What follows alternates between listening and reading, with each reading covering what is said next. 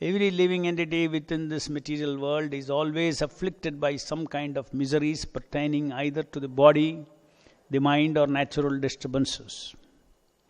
Distresses due to cold in winter and severe heat in summer always inflict miseries on the living entities in this material world. But one who has completely taken shelter of the lotus feet of the Lord in Krishna consciousness is in the transcendental stage. He is not disturbed by any miseries, either due to body, mind, or natural disturbance of summer and winter. He is transcendental to all these miseries. So, a very common question raised by many people is addressed here. How can persons completely under the shelter of Lord Krishna in devotion service be put into miseries pertaining to the body, the mind, the nature, other men and living creatures?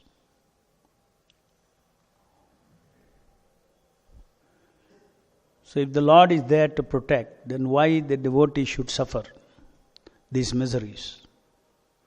That is a question. And Prabhupada explains in the purport that for those who have taken shelter of the lotus feet of Krishna, they are situated in a transcendental platform, transcendental stage, where they are transcendental to these miseries. So there are two ways of dealing with the miseries. Miseries are the nature of the material world, Adi Atmik, Adi Bhautik, Adi Daivik, Kleshas. It is inbuilt into the material nature for a higher purpose in service of the Supreme Lord, for the living entities to realize that they cannot be happy without being associated to the Lord. They cannot be disconnected from the Lord because they are part and parcel of the Lord. Being part and the parcel of the Lord, they always have to be with the Lord, or they always have to act, think, feel, everything in relationship with the Lord. That is the nature of the soul in this body. So, in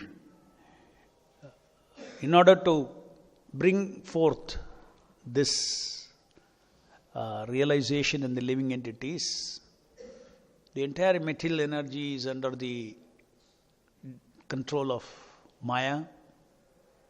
His control on the Supreme Lord through his agency Maya to bring about this realization in the living entities that they cannot be independent. They cannot have a life forgetful of Krishna. So therefore, the Adhyatmik, Adi Daivik, Adi Bhautik, Kleshas are inbuilt into the material nature. The Maya Devi is an agent of Krishna. Maya Devi is serving Krishna. Just like Radharani is serving Krishna, Maya Devi is serving Krishna. Radharani's service is of a different nature, which is direct service to the Lord, directly service that is directly connected to the Supreme Lord. And Maya Devi's service is indirect service of the Lord. Just like so many demigods have so many duties in the matter of administration of this material universe. Similarly, Maya Devi, Durga Devi, she has this task of giving these kleshas to the living entities. And when the living entities try to come out of this material world, to test them, not to allow them to come out of this material world. This is also another job of Maya Devi. When Maya is when the living entities are completely engrossed in the material body, I am this body, Maya is very happy. She'll stay far away from us, from the living entity. Because already the bodily concept will take care of everything. You're already trapped. You're already in the prison. You're not trying to run away from the prison. So she'll take her eyes off you if you are in bodily concept of life. The moment you associate with Krishna, you chant Hare Krishna, and you come out of the bodily concept of life, then she becomes very alerted. So her first business is always to engage you in sense gratification, to put you back in bodily concept of life. So she is personally interested in devotees who come out of bodily concept of life. Maya Devi is personally interested in devotees who chant Hare Krishna properly. If you don't chant properly, she will leave you alone. The moment you chant properly, you're very serious about getting out of this material world, ready, she is ready. Just like Prabhupada says in one place, just like Paramatma is all-pervading, Maya Devi is all-pervading. And it is a fact. Maya is always behind us. Even those who are devotees, Krishna is before him, but behind Maya is there. Yeah? This is what Vyasadeva also had this vision. Maya Devi was in the darkness. Light was, the front of Vishnu was light, behind was darkness, and Maya Devi was there. So she is serving the Lord. And it has a very wonderful effect, because the living entity, it is only by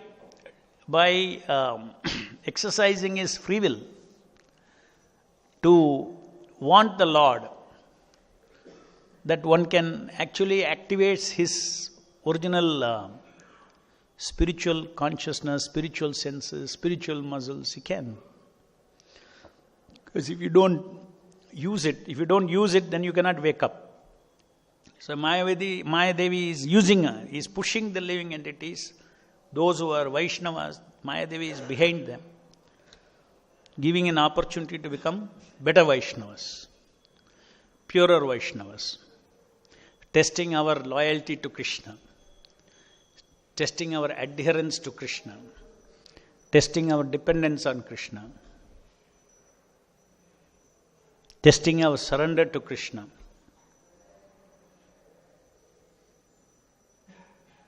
So that is why in the Bhagavad Gita also Krishna says that Mama eve prapadyante mayam eti tarantate. This Daivi Esha Gunamayi Mama Maya Dhuratteya. And only by surrender unto me you can get over this divine energy of mind, Maya Devi. So, coming back to this, so three modes of material nature is inflicting always Adhyatmika, Adi Bhautika, Adi Daivik kleshas on all living entities. And if somebody is identifying himself with the body, that I am this body, then the pain of the body is my body. If I am identifying with the body, the misery of the body is my body, my misery. Is it not? Just like your misery, I don't feel.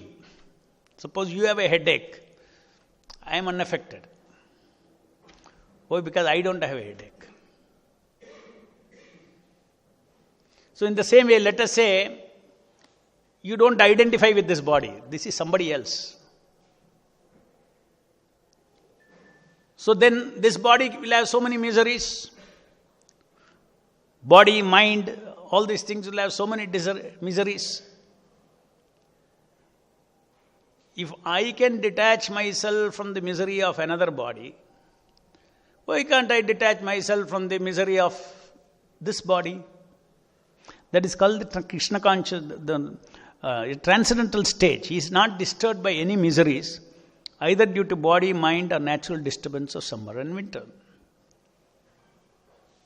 So, those who are in the transcendental stage mean those who identify themselves with the spirit, those who identify the personality as different from this body, or the individuality as different from this body.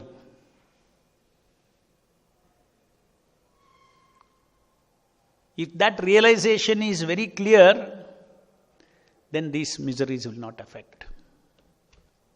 And if that realization is very clear, then such a person will never identify or never try to gratify the senses, because he knows it is not my senses. I don't work very hard to gratify your senses. I work hard to satisfy my senses. It's natural. And also not only that, he understands that if I engage in sense gratification of this body, then that simply reinforces and traps me into this material concept of life. So this bodily concept of life is a punishment inflicted upon us by Maya. So the bodily concept of life is the prison. Is the prison. The misidentification of the self is the prison. Moment misidentification is out, we are out of the prison. And this misidentification means it's very deep, very strong. It's not so easy. Philosophically, intellectually, you cannot disidentify.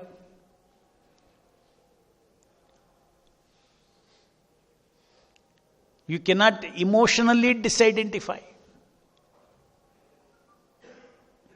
Intellectually, one may think, I am not this body.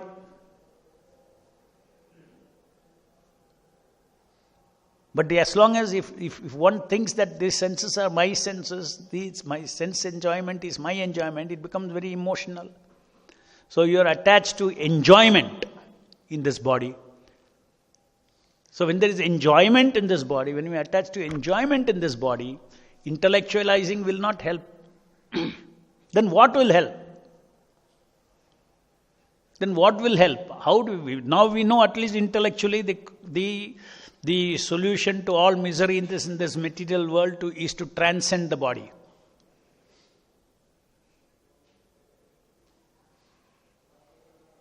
Not only they are not my senses, it is not, they are not senses at all. They are illusory senses. It is an illusory body. Because our original body is spiritual body.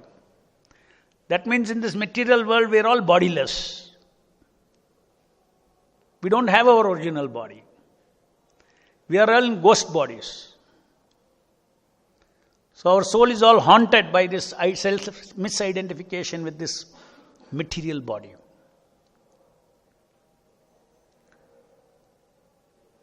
So there is a way to transcend. You see, if we have to transcend, we have identified ourselves with the body largely due to the desire for independent enjoyment. So the two things are very important. The original source of attachment to this body is a desire for independent enjoyment. That is coming from the living entity. But even if you give up your desire for enjoyment, independent enjoyment, still the bodily concept will haunt you, because you have, due to the past karma, it will haunt us. And the solution for the second part is association with the holy name. Chanting and hearing Hare Krishna, Krishna Krishna, Hare Hare, Hare Rama, Rama Rama, Hare Hare. Because of performing devotional service of chanting and hearing, etc., etc.,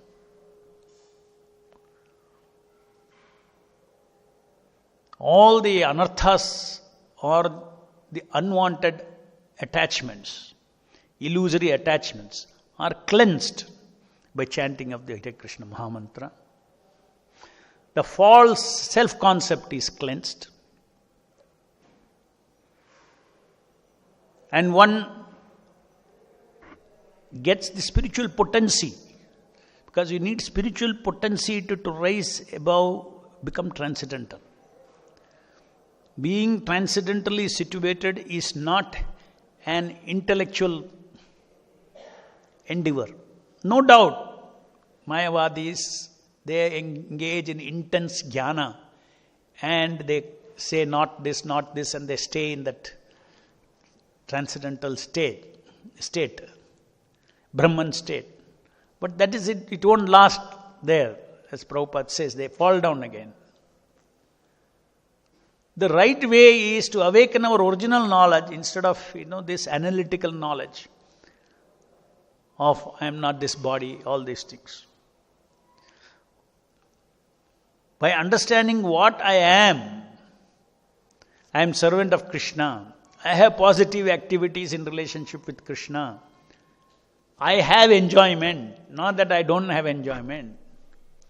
So by hearing about the positive, one gets detached from this negative, the material bodily concept of life. This is a process. So no doubt, we hear, we are not this body. Intellectually you understand, after 2-3 times you understand. Reading Prabhupada's book you understand. I am not the body. But when it comes to enjoyment, it is very difficult. You will enjoy the body.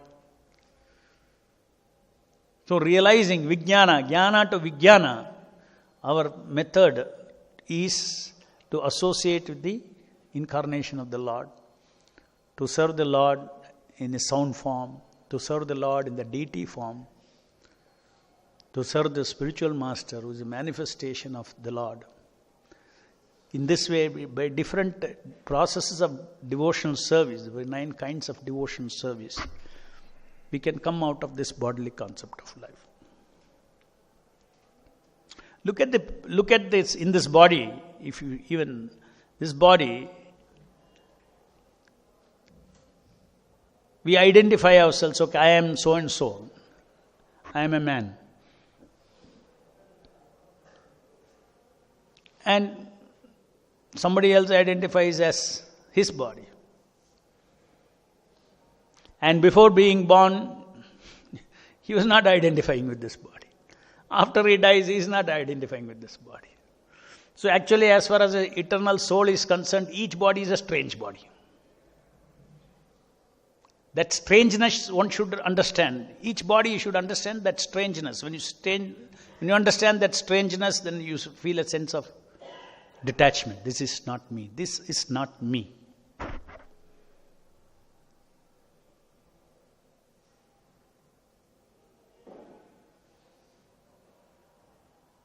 So the entire practice of devotional service, the first stage of devotional service is to realize that I am not this body.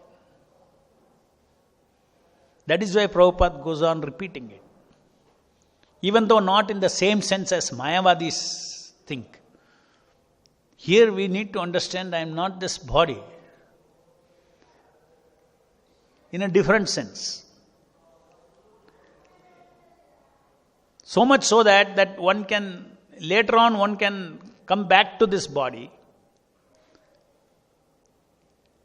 and act like any normal person, but completely in a transcendental platform. Prabhupada was walking in this body. He was dealing with us. We are in bodily concept, right? So he was dealing with us. He is giving his body. When we are in bodily concept, we think he is that body. Isn't it? And when we see Prabhupada, he is that body. That is true also. Because his body is spiritual. He expands his consciousness.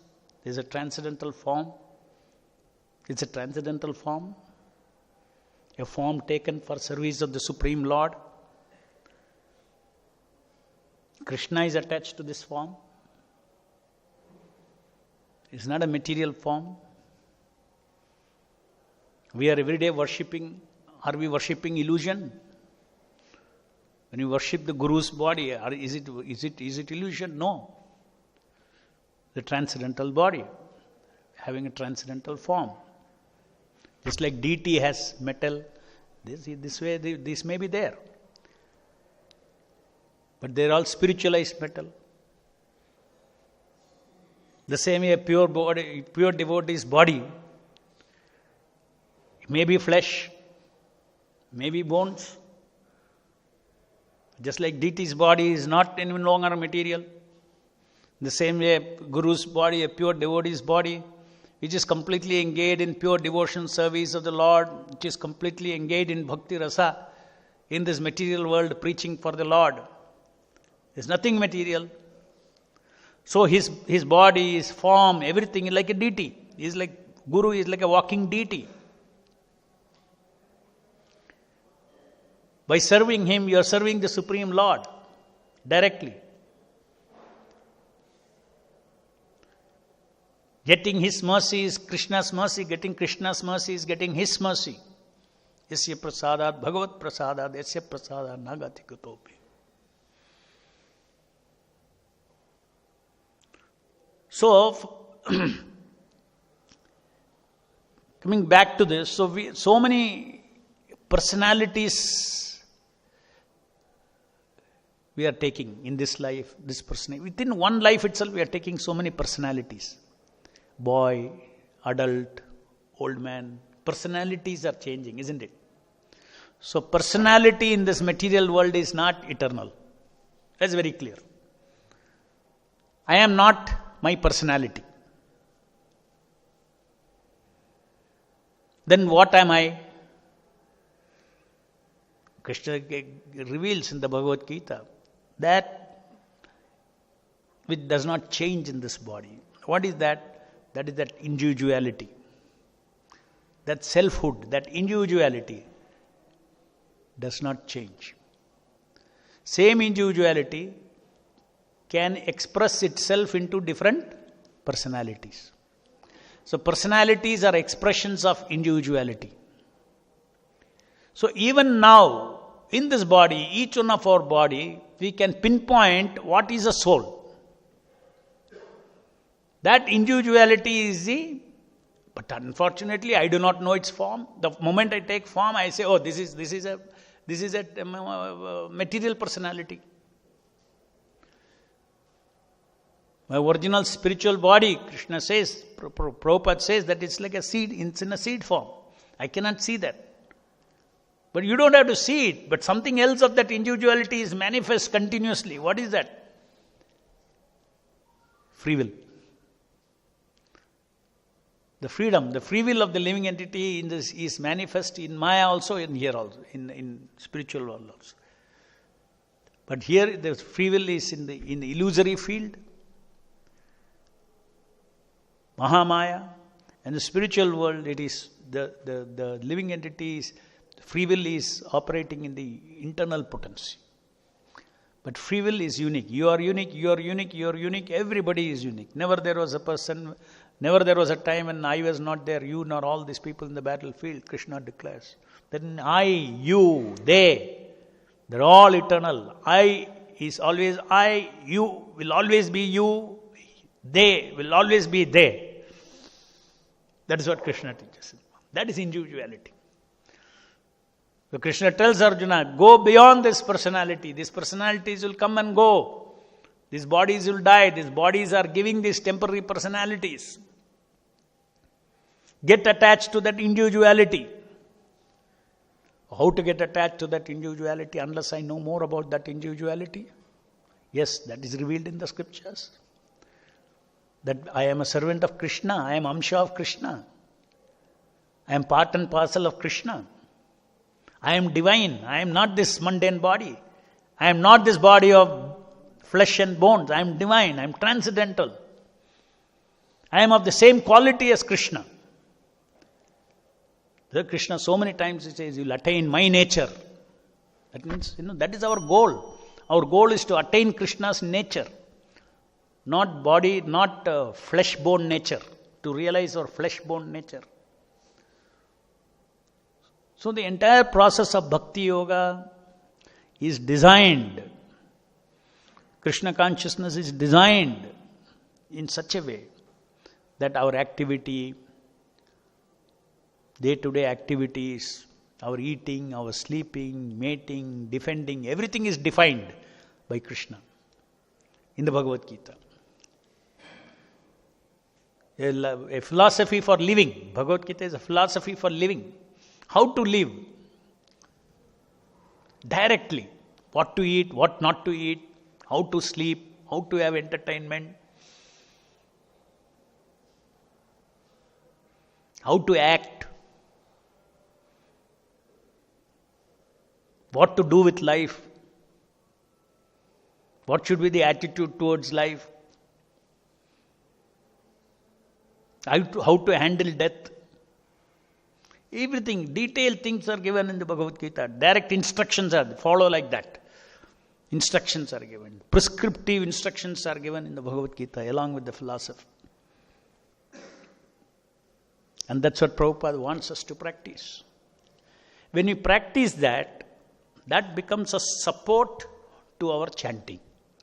Otherwise, what happens? You're chanting Hare Krishna, you're associating Krishna, because of that energy you transcend, and then you stop chanting Hare Krishna, your 16 rounds over, then just like an elephant goes and, bathes, you come out of the water, again it puts dust all over.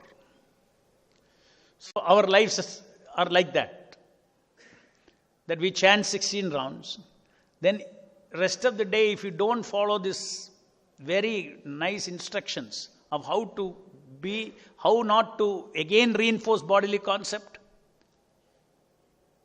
by not engaging in fruitive activities, by not indulging in sense gratification, by doing every activity as an offering unto the Lord, how to deal with the past forces of lust. All this, take Krishna's directions, Krishna's instructions, and live the whole day on the basis of Krishna's revealed instructions in Bhagavad Gita. That will support our japa day after day. Otherwise, japa, then immerse in 3 modes. Again, next day japa, immerse in 3 modes. Again japa.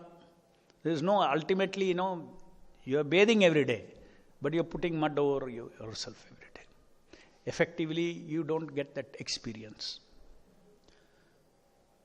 No doubt, all this gradually, you do that every day, go on repeating for several years. At least you get to know what is the taste of taking a bath. Afterwards, you go into the mud. But you know what is the taste? Then you start thinking, can I have this taste, forever? Then you get a motivation because you get a higher taste. So then slowly you will stop, you don't want to put mud over yourself. You understand all these karmic activities, fruitive activities, ambitious activities, passionate activities to serve Prabhupada, all this passion, to show off to the devotee community, these all kind of things. Just like karmi world, how karmis are competing. I am greater than you, I am greater than you. And sometimes devotees in the mode of passion, they come into the Vaishnava community and they also get into the same mood. Only thing difference is the Vaishnava community, that's all. I am greater than you. There he says, I am greater than you in making money. Here you say, I am greater than you in realization. I am greater than you in bhakti. I am greater than you in serving Prabhupada. This is the disease. This disease is like putting mud over the body, over the spiritual body. So wonderful is chanting Hare Krishna. So wonderful is the deity worship. So wonderful is a morning program given by Srila Prabhupada. It cleanses you. Imagine you remain cleansed, very carefully conducting your day. Cleanse again and again and again and again. One gets so many realization. It transcends this bodily concept of life. Any questions?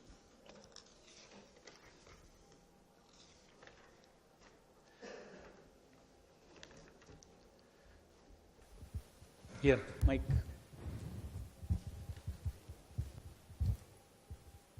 Hare Krishna, Prabhu. Prabhu, when we get afflicted by material miseries, like for example, I had an accident, like that, after that, that bodily pain, bodily misery, at that time, how do we deal with it? Because that is the time when misery comes and our Krishna consciousness gets tested. Means I was going through that test. You see, whether pleasure or pain, a large part of it is amplified by the mind. Whether pleasure or pain, there is a real pain of the, let's say, flesh.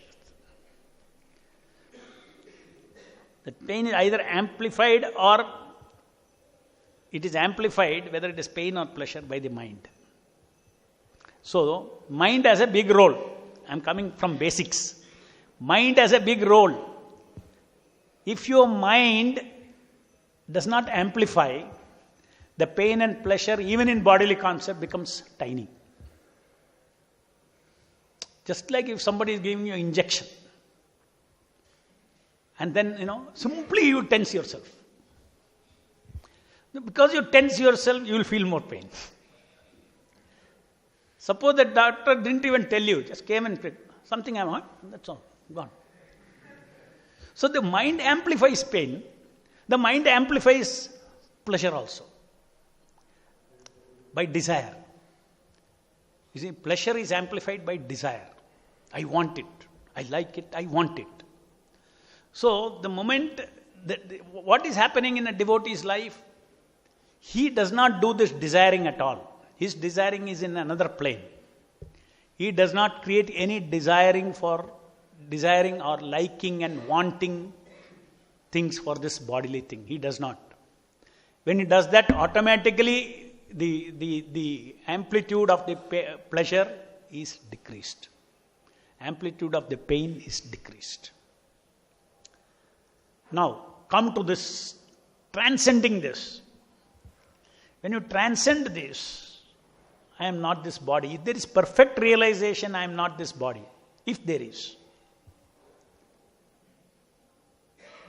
one will not feel this misery also. Oh, how can it be possible? How can it be possible? I'll give you an example of how bodily pain somebody transcends simply by absorbing in mind. Mind is above body. Then you will believe. You see during Moharram how they are beating them, whipping them. Back is bleeding actually. Isn't it? That festival. Back is bleeding. He is not feeling any pain at all. Because he is in a mental trance. He is in a mental plane, completely mental plane. He does not feel. If he feels, he will keep quiet. He'll say, take me to hospital. He is not feeling it. So technically it is possible. Divert the mind away from pain, you will not feel pain. But it's not easy to divert away from the mind. Because mind will again, I am this body, I am painful, it's paining me, it's paining me, it's paining me. He'll say. So lot of the diseases we can cure ourselves by handling the mind properly. So technically, I am just giving you an example, it is possible. Even going to a mental platform, it is possible to go above the body. What to speak of perfect realization that this is a strange thing for me. This body is not me. It's incidental. This life, this body, another body is incidental. And there are laws that are governing this body.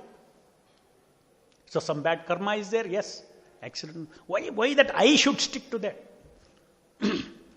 Why should I say I had an accident? Say my body had an accident. As long as you say I had an accident, you are already caught inside it. A devotee doesn't say I had an accident. A devotee will say body had an accident. If your car gets into an accident, you don't say I had an accident. You say my car got into an accident. You see, the reason why normal people cannot tell that is because they don't have an answer. Then what are you doing? Who are you? They have no answer. But we have got plenty of answers. Hey, I am a devotee of Krishna. I have got devotional service to do. I have got my devotional mission to do. And this body is not my mission. This body is simply a vehicle like a car only.